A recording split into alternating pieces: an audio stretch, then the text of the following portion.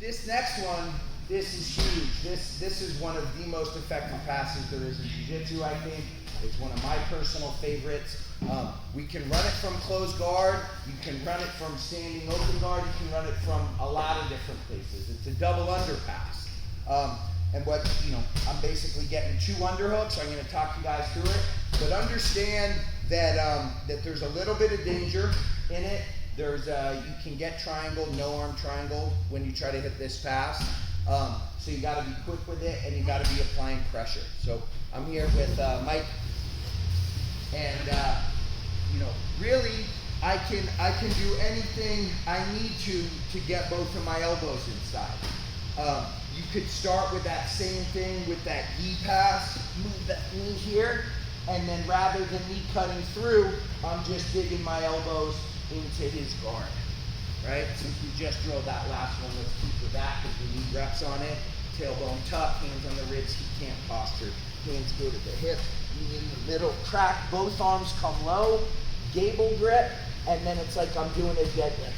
Boom, I'm coming all the way up, driving my hips forward, and then I'm gonna punch the mat here, and really I want like my abdomen, my sternum against his sacrum, where I'm like folding his back in an uncomfortable way here.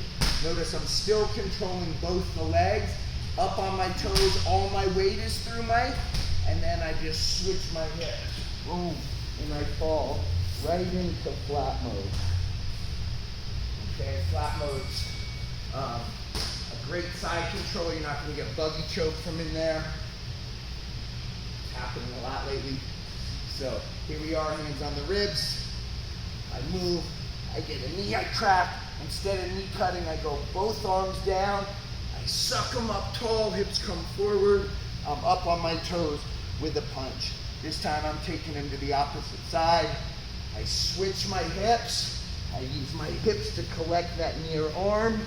I've got his hips trapped between my head and my arm, and his head and arm trapped between my arm and my hip for flat mode. Notice I'm up on my toes, forcing him to carry my weight.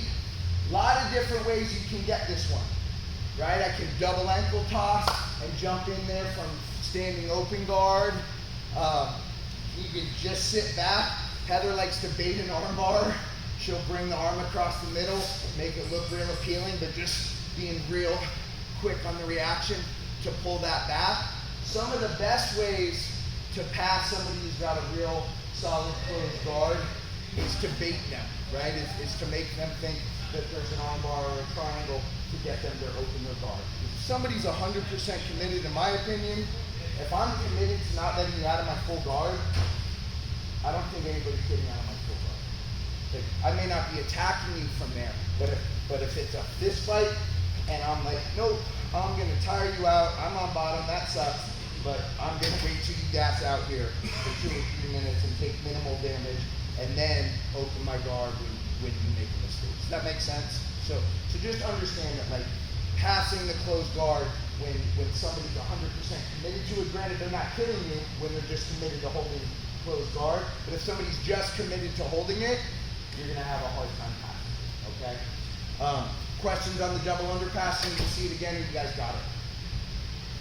When you're posting that hand and making the pass, is Yep. there anything you should be aware of, like as you're kind of transitioning into flat mode?